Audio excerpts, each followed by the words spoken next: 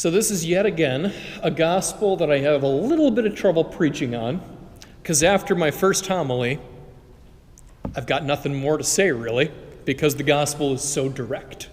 But don't worry, I did come up with a new spin for today. The issue in this gospel is of generosity. The workers who worked all day were not cheated out of what they deserved.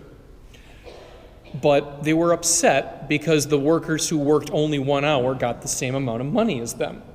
So they would say that they got cheated somehow, but that is simply untrue. They're just envious of the landowner's generosity. Here's our new spin for today. This attitude is sometimes referred to as the zero-sum game. The zero-sum game is the idea that if one person is going to win, another person has to lose. If I gain a point, someone somewhere has to lose a point. Or two people have to lose half a point, whatever, as long as it all adds up to zero. A zero-sum game. I think this is part of our survival instinct, survival of the fittest. When we see someone get something, gain something, we have a little voice in our head saying, life is a competition and we need to win. We got to up our game. We need to gain something more because we don't want to be left behind.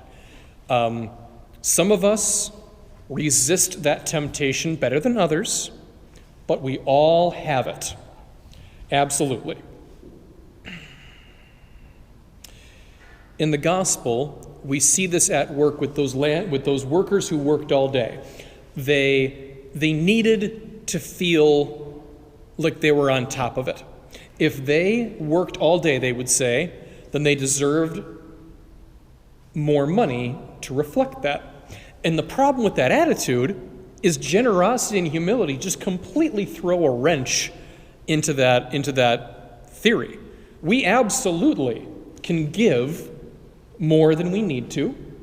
We absolutely can be generous with people who haven't necessarily earned it. It's okay if everybody wins and nobody loses. In fact, it's more than okay. That's divine. And our final answer can be a whole lot more than zero. So to show you what I mean by this, I want to share with you something from a book written by a man named Robert Fulghum. He is my favorite Unitarian, although I'll admit I don't know many. Robert Fulghum, in addition to other things, he was a high school teacher back in the 70s. And once he had a lesson very specifically about this idea, our desire to win at the expense of another. So one day he comes into class and says, kids, we're not going to have a lecture today, we're going to play a game. So all the students perk up, as is usual when you say things like that. And he said, we're going to play musical chairs today. And the students had a little bit of fun playing it, I guess, maybe a little, but not really. Because here's the thing. When children play musical chairs, it's more or less a fair competition. When high school seniors play musical chairs, the bigger, more aggressive students have a clear advantage over the others. So the scrawny guys and the girls, they really didn't last long. Those bigger, more aggressive students really dominated the game. And the guy that won it was one of the boys on the wrestling team, which just makes sense when you think about it. So most of the class is kind of annoyed. They're like, this game isn't as fun as when I was 5. And Mr. Fulghum says, all right, class, we're going to play this one more time. Please reset the chairs. They reset the room. And he said, we're going to play this one more time, but with one additional rule. Every round, we're going to take away a chair, as usual, but this time, no one is allowed to be out. If all the chairs are taken, you sit on someone's lap. So the students didn't quite know how to react to that right away. So at first, the girls were comfortable enough doing that, more so than the guys anyway. But after a few rounds, it was clear nobody was safe. They had to, take their turn on that. And around the halfway point, there was some strategy involved. You want to sit with your friends and all that stuff. With every round, they needed to use more and more teamwork and cooperation. And eventually, they got to the last round. There was one chair. And it took them a few tries to pull it off, but they did it. The biggest kid sat in the chair, and then he had one student on each of his legs, and then each of them had a student on each of their legs, and they fanned out.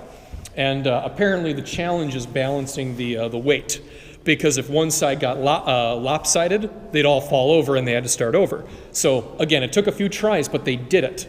And the entire class was technically sitting on one chair, thus proving that musical chairs need not be a zero-sum game. With that one house rule, everybody won. Now, I just want to make it clear, you could do that sort of thing back in the 70s. There are rules for that nowadays. I want it on the record that I am fully aware that we cannot duplicate that experiment today under any circumstances. That would get us all into a lot of trouble. But that's all the more reason to learn from the past. And here is what Mr. Fulgham said as his concluding remarks. He said the kids loved it. Those students loved musical chairs plus teamwork. They all loved it except the students that did well the first time. The students that did well the first time felt cheated because they went from winners or near winners to one teammate out of 20 equals. So they're just like the workers who were in the vineyard. They lost nothing. They lost nothing. But it felt like they lost something because they lost status and bragging rights. It's all in their head. So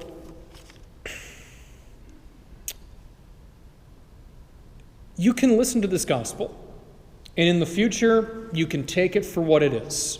A simple story about the importance of generosity. It is a simple, basic message, but it's true, and there is nothing wrong with that. But today, I am challenging you to take that lesson one step further. I challenge you to consider the idea that life need not be a zero-sum game. We don't need to see one another as competitors for food, shelter, money, status, whatever. With a little bit of cooperation and teamwork, we can do so much better than that. And so, I'd like to wrap up with just a plug for priesthood and vocations similar to priesthood. Here's a little secret as to why most priests are remarkably happy people. We don't play a zero-sum game. We don't. I am not a perfect priest. After 2.5 years here, I think that's glaringly obvious. That's okay. That's reality. When I do my job correctly, I get to add something good into the life of another.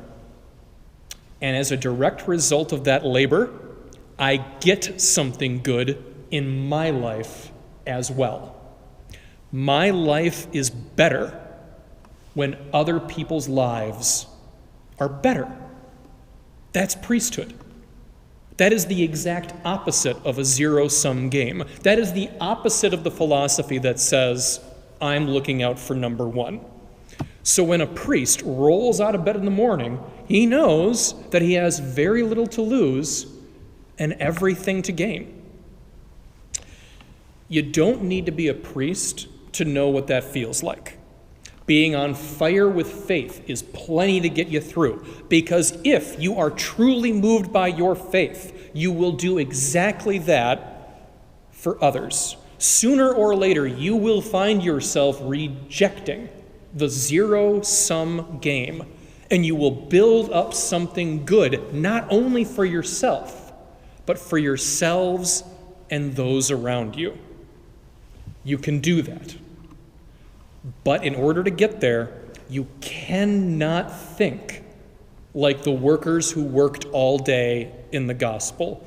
Because if you need to be on top, if you need to be the king of the hill, beware. Because you're probably playing a game where you win at someone else's expense. And sooner or later, everyone loses the zero-sum game.